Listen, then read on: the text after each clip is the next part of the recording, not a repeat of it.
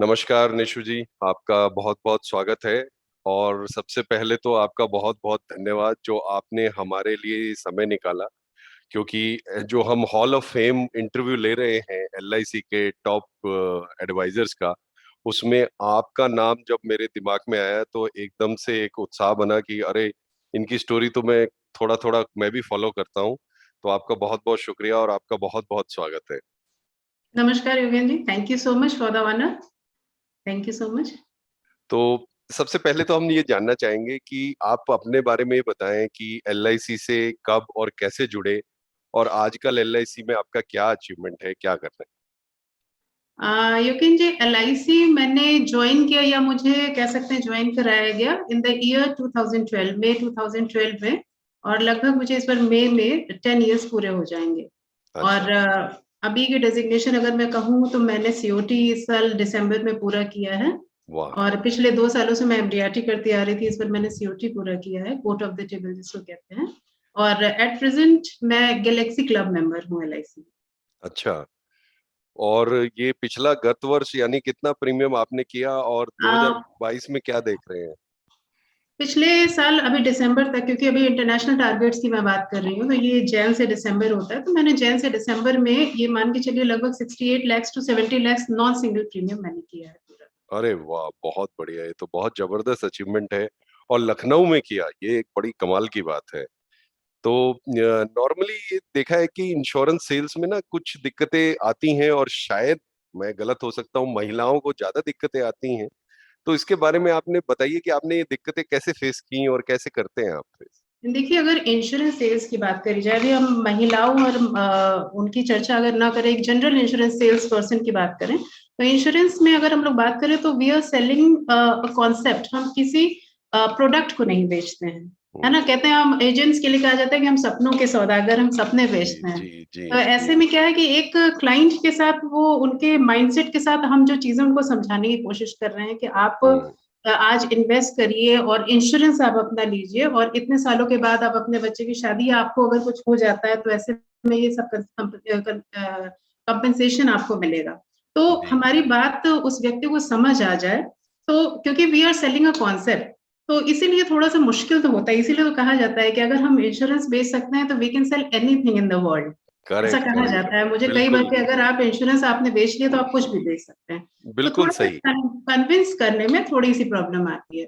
और दूसरी चीज कि इंश्योरेंस का जो बेसिक मीनिंग होता है कि हम रिस्क कवर कर रहे हैं, हम्म। लेकिन जनरली 80% लोगों को रिस्क कवरेज एस्पेक्ट से इंश्योरेंस नहीं लेना होता है। वो या तो अपने टैक्स बेनिफिट के लिए लेते हैं या जी एक इन्वेस्टमेंट की मुझे कितना रिटर्न। इसीलिए वो जब रिटर्न पॉइंट ऑफ व्यू की जब बात आती है तो वो ये कहते हैं कि इतना कम रिटर्न तो मुझे यहाँ मिल जाएगा वहां, वो इंश्योरेंस को रिस्क एस्पेक्ट से नहीं देखते हैं। जी तो वो थोड़ा सा उसके लिए कन्विंस करने के लिए कि insurance is all about risk cover, तो जी। ये जो है कि इनको कन्विंस करने में थोड़ा सा प्रॉब्लम आती है।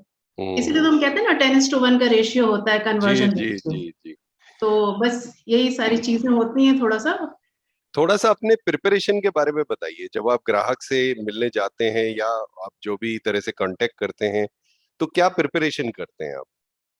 देखिए, जब हम किसी ग्राहक से मिलने जाते हैं तो मेरा जो होमवर्क होता है, मैं जो करना करती हूँ कि अगर मुझे पहले से पता है कि 1 हफ्ते के बाद मुझे उनसे मिलना है, हम्म। तो थोड़ा सा उनके बैकग्राउंड के बारे में मुझे जानकारी चाहिए होती है। जी फाइनेंशियली क्या उनके स्टेटस है, उनके जी फैमिली में कौन कौन है, किस तरीके का उनका पूरा बिजनेस है, जॉब है, या जी उनका रुझान किस तरीके के इन्वेस्टमेंट्स में है, या किस जी। तरीके का उनका आगे का जो फ्यूचर गोल्स है वो किस हम्म। तरीके का होना चाहिए, मैं उनको क्या सजेस्ट कर सकती हूँ। तो ये प्लान, मैं क्या उनको प्लान सजेस्ट करना चाहती हूँ, एक ही हम्म। प्लान, 1 या 2 प्लान मैं बताती हूँ, इससे ज्यादा मैं कुछ भी उनको सजेस्ट नहीं करती। क्योंकि अच्छा। देखिए योगेन जी, ज्यादातर यही होता है कि हम जो बताते हैं कस्टमर वही लेता है। बिल्कुल वो सही। अपनी तरफ से बिल्कुल भी ये नहीं कहता कि आप मुझे ये दीजिए, उसको कुछ पता नहीं है। हम बताते हैं कि आपको ये देना है, जो प्लान हमने बता दिया वो अच्छे से अच्छा बताया तो वो उसको ले लेगा। बिल्कुल सही। तो बिल्कुल सही। तो हमें उसके हिसाब से प्लान खुद ही मतलब पहले ही मैं डिजाइन करती हूँ कि क्या मैं उनको दे सकती हूँ। प्लान प्रेजेंटेशंस, मेरे पास कुछ सॉफ्टवेयर्स वगैरह हैं, मैं उसके थ्रू अच्छा। Plan presentation, soft copy, hard copy सारी चीजें बना के रखती हूँ। बहुत बढ़िया। तो वो मैं ले करके जाती हूँ फोल्डर में। और उनके सामने जब मैं ये देती हूँ तो एक अलग ही इम्प्रेशन उसका होता है कि नहीं, इन्होंने मतलब पहले से मेरे लिए सोचा, इतना टाइम दिया मुझे। तो वो प्रिपरेशंस के अलावा जो भी फॉर्म्स वगैरह होते हैं, वो सारी चीजें हमारे पास होनी चाहिए उसमें, कि कोई भी नर्वसनेस या कुछ भी नहीं होना चाहिए, बिल्कुल पूरी तरीके से फोकस करके मैं उस चीज को फिर समझा पाती हूँ, अगर मुझे थोड़ा सा भी वेयर अबाउट उनका पता हो। बहुत बढ़िया। ये जो आपने, मैं जब बात कर रहा था, आपकी स्टोरी देख रहा था, तो मैंने ये देखा कि कुछ 2015 या 16 के पास एक आपने रफ्तार पकड़ी इस बिजनेस में। तो ये बिल्कुल। जो आपने अपने आप को री इन्वेंट किया, इसके बारे में थोड़ा स्टोरी बताइए। हम्म ऐसा है कि देखिए, री इन्वेंट, आपने बिल्कुल सही कहा कि क्योंकि मैंने 2012 में एलआईसी ज्वाइन किया। मैं अपनी स्टोरी अगर आपको थोड़ी सी बताना चाहूँ, जी जी। तो माय फादर इन लॉ, उन्होंने एजेंसी लिया था, मेरे डेवलपमेंट ऑफिसर के संपर्क में वो आए थे, Mr Neeraj Kumar, he is my development officer अच्छा एट एलआईसी। तो उनके अच्छा। संपर्क में आए, और okay. At at that time I was, जिसको कहते हैं ना, प्योरली डेडिकेटेड हाउसवाइफ। मुझे एक्स वाई जेड कुछ भी एलआईसी के बारे में नहीं मालूम। हाँ, तो निशु जी, आप थोड़ा सा अपनी स्टोरी के बारे में बताइए हमें। हाँ, वही मैं बता रही थी कि 2012 में जब मेरे फादर इन लॉ ने, एक्चुअली ही वाज इंटरेस्टेड, मेरे डेवलपमेंट ऑफिसर से उनकी जो भी बात हुई हो, mister Neeraj Kumar, he is my development officer at LIC. जी।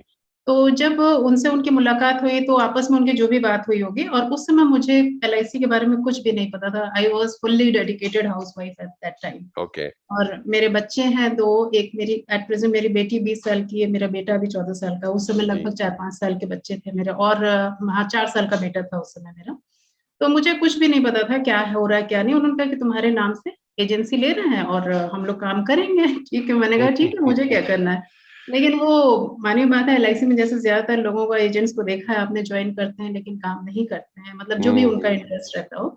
तो हम्म यही चीज यहाँ भी हुआ कि उन लोगों ने तो बिल्कुल भी काम नहीं किया, और सारी चीजें, सारा प्रेशर मेरे ऊपर, डेवलपमेंट ऑफिसर, मानिए बात है कि मुझसे ही बात हम्म करेंगे कि आप कुछ काम करिए। तो ये हुआ, हम्म। धीरे धीरे काम करना शुरू किया। पहले तो फैमिली मेंबर्स वगैरह जो होते हैं उनको जी। बस, ये एजेंसी चलानी है तो इसलिए प्लीज करवा दीजिए, प्लीज वर्ड यूज करके, और वो अंडर ऑब्लिगेशन पॉलिसीज होती थी। और अच्छा। 2012-13 तक मैं इतनी पक चुकी थी कि ये कोई काम होता है एलआईसी में जाकर के मुझे, मतलब पॉलिसी दे दो, ये कोई काम होता है, मतलब I was from family, traditional family से थी मैं, और अच्छा। My father, he is a businessman, और सब कुछ ठीक है फाइनेंशियली, यहाँ भी सब कुछ हम्म अच्छा, वहाँ मायके में भी सब कुछ अच्छा। तो कभी भी इस तरीके की नौबत नहीं आई कि मतलब किसी से कहना पड़े कि मुझे एलआईसी दे दो। इससे तो मुझे, इट वाज अ वेरी, कह सकते हैं ना, स्ट्रेंज फीलिंग कि ये कौन सा अच्छा। काम है।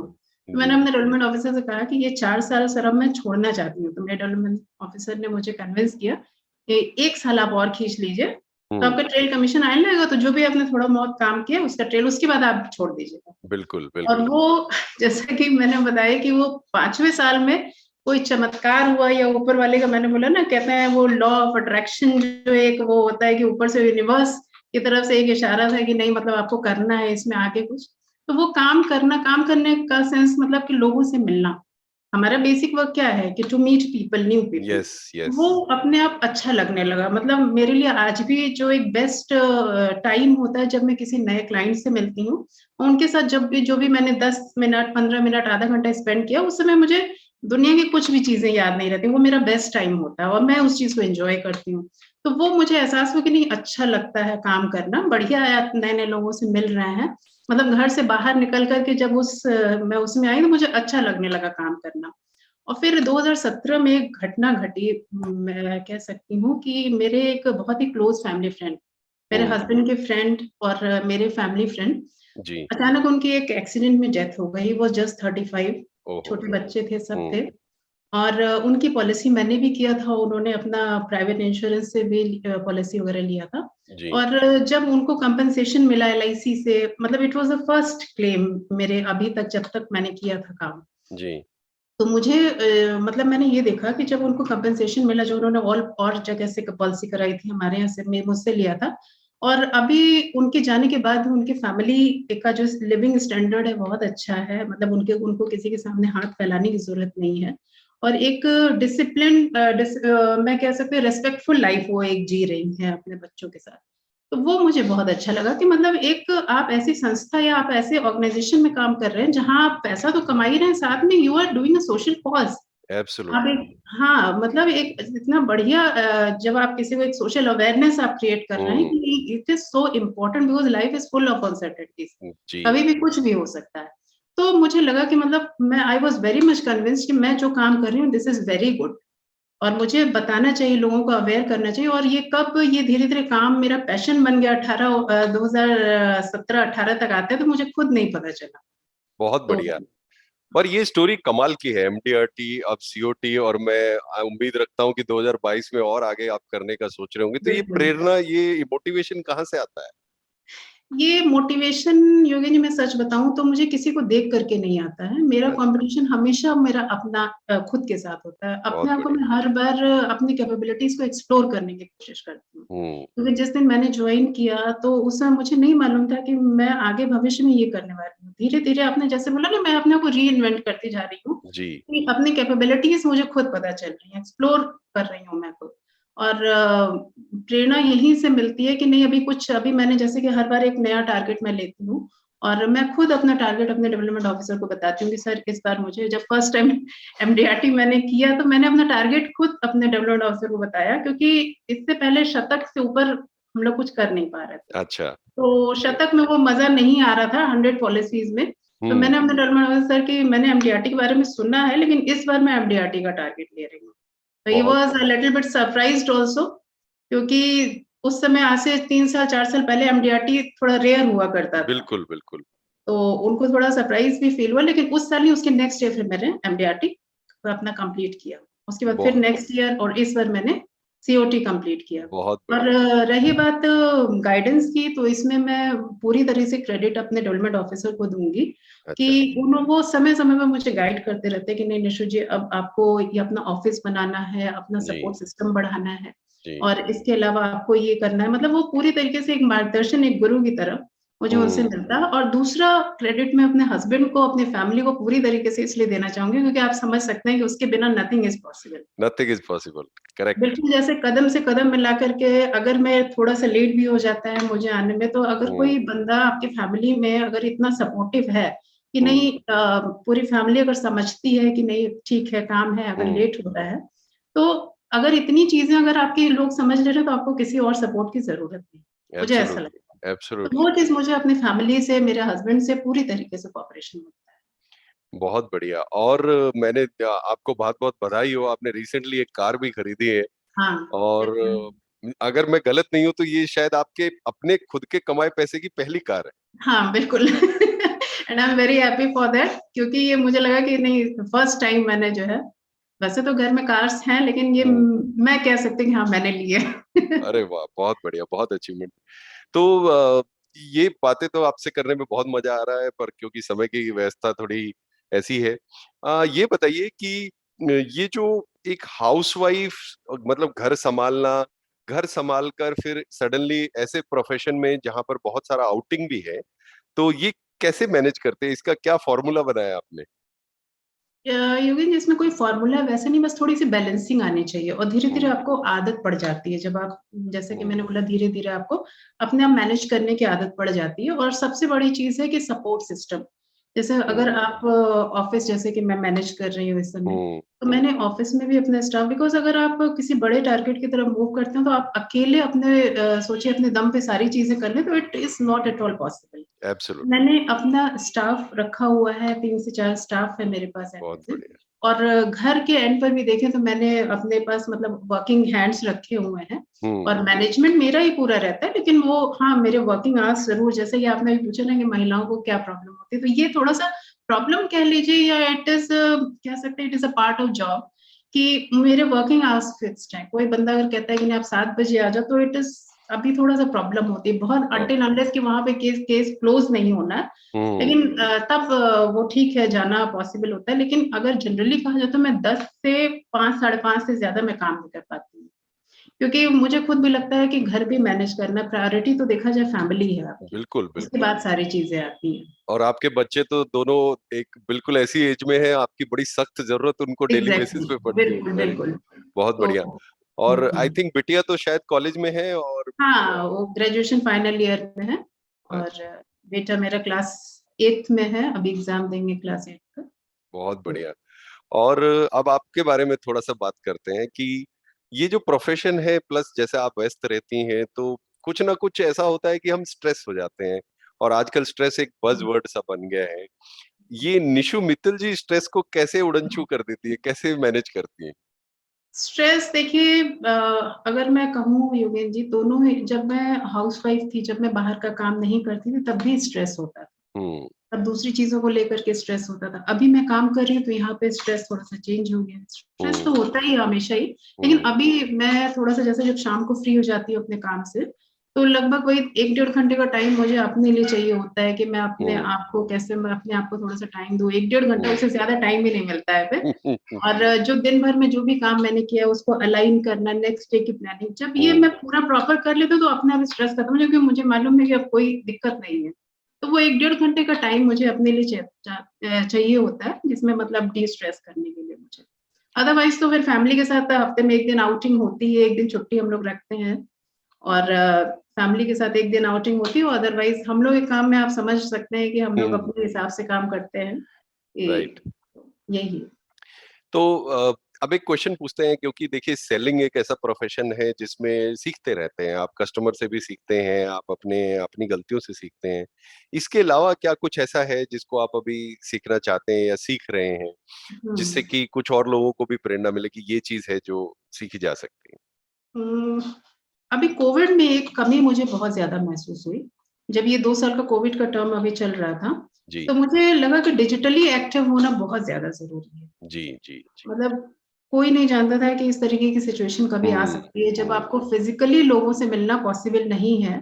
तो जी, ऐसे में मुझे वहाँ पर थोड़ी-सी कमी महसूस हुई, वीकनेस मेरी यही है हुँ, कि मुझे थोड़ा-सा सीखने की ज़रूरत है। मुझे ऐसा लगता है जैसे वेब मीटिंग्स वगैरह हम लोग जी, कर जी, सकते हैं, ज़ूम मीटिंग से जी, या डिजिटली हम कैसे अपने कस्टमर्स के साथ कनेक्ट हो सकते हैं या नई प्रोस्पेक्टिंग हम कैसे कर सकते हैं। जी। वहाँ पे मुझे लगता है कि मुझे सीखने की ज़रूरत बिल्कुल, बिल्कुल, बहुत बढ़िया, और आशा करते हैं ज़रूर जल्दी ही आप ये भी सीख कर है। और आगे बिल्कुल। बढ़ाएँगे बिज़नेस को। अ, अब एक आपकी तरफ से एक स्पेशल संदेश स्पेशली हाउसवाइफ्स के लिए, क्योंकि आप एक अनूठा एग्ज़ाम्पल हैं, और आपसे बहुत सारे लोग ये जो वीडियो देखेंगे और महिलाएँ देखेंगी वो प्रेरणा ले सकती हैं। तो उनके लिए आपके तरफ से क्या संदेश? योगेन जी, मैंने बताया ना कि मेरी शादी सन 2000 में हुई थी हुँ, और 15 इयर्स तक भले ही 2012 में मैंने जॉइन किया, लेकिन अगर मैं कहूँ एक्टिवली मैंने काम करना भी पिछले 5 साल से शुरू किया। जी, और इससे पहले मैं पूरी तरीके से एक डेडिकेटेड वाइफ की तरह अभी भी हाउसवाइफ की तरह ही काम करती हूँ। लेकिन काम जो मैंने अंदर से मुझे आया कि नहीं मुझे कुछ करना है, वो आज से 5 साल पहले ही शुरू हुआ। जी। तो उसके बाद मुझे एहसास हुआ कि नहीं सबको काम करना बहुत ज़रूरी है। स्पेशली हाउसवाइफ्स को कहना चाहूँगी कि हुँ, अपनी पहचान बनाना बहुत ज़रूरी है। जी, अभी आपको जो भी पसंद हो, ज़रूरी नहीं है कि इंश्योरेंस में ही काम करें। आपको आपके अंदर कोई भी स्किल्स हो या आप कुछ भी करना चाहते हो, आप एक कदम खुद तो बढ़ा करके देखिए। जी, जनरली मैं हाउसवाइफ से जब मिलती हूँ और जब वो मेरे साथ बात करती हैं तो उनको लगता है कि आप राइज़ कर गई, मैं नहीं कर पाई क्योंकि मेरे साथ ये दिक्कतें मेरे सास-ससुर को पसंद नहीं है, काम करना मेरे हुँ, हस्बैंड को हुँ, पसंद नहीं, मुझे हुँ, बच्चों को देखना है। मतलब 1 लाख एक्सक्यूज़ेज़ सुनने को मिलती हैं। जी, एक्सक्यूज़ेज़ सबके साथ होती हैं, मेरे साथ भी थी। हुँ, लेकिन जब आप अचीव करने लगते हैं, जब आपकी पहचान बनने लगती है ना, आपको अपने आप में सारे एक्सक्यूज़ेज़ अपने आप साइड लाइन हो जाते हैं और सारी चीज़ें चलती रहती हैं, सब एक एक्सक्यूज़ है। तो हाउसवाइफ्स को मैं ये कहना चाहूँगी कि फाइनेंशियली इंडिपेंडेंट होना बहुत ज़रूरी है। इसलिए नहीं कि आप कमाइए या आपको पैसा चाहिए, इसलिए क्योंकि कल देखिए लाइफ़ में कभी भी कुछ भी हो सकता है। तो जब हम उस समय का क्यों इंतज़ार करें कि जब कुछ बुरा हो जाए तब हम कुछ काम करना शुरू करें। हम पहले बिल्कुल। से ही क्यों नहीं इस तरीके से अपने आप को ढालते हैं कि कोई भी सिचुएशन लाइफ़ में आए, तो हम उसको झेल सकें या उसका सामना कर सकें। तो एक्सक्यूज़ेज़ को मुझे लगता है परे रख कर के आपके अंदर जो भी प्रतिभा है उसको सामने लेकर के आएँ और जब आप अपना पैशन फ़ॉलो करेंगे तो automatically money will follow you. Absolutely, बहुत बढ़िया। बिल्कुल सही कहा आपने, सफलता जैसी कोई प्रेरणा होती ही नहीं है। एग्ज़ैक्टली। जब सफल हो गए तो प्रेरणा अपने आप मिल जाती है। बिल्कुल, बिल्कुल, बिल्कुल। बहुत-बहुत मज़ा आया आपसे बात करके, और मैं आशा करता हूँ कि बहुत सारे लोग जो इस वीडियो को, इस साक्षात्कार को देखेंगे और वो इंस्पायर होंगे, और I am sure insurance profession में जो सेलर्स हैं वो ज़रूर इंस्पायर होंगे। आपका आपने समय निकाला अपनी व्यस्तता से, इसके लिए आपका बहुत-बहुत शुक्रिया, और थैंक हम यू। ऐसे इंटरव्यू आपसे ज़रूर लेना चाहेंगे, एटलीस्ट 3-4 महीने में एक बार जानना बिल्कुल, चाहेंगे कि यू आर आपके ऑलवेज़ वेलकम। बिल्कुल, बिल्कुल। धन्यवाद आपका बहुत-बहुत। Thank you. Thank you.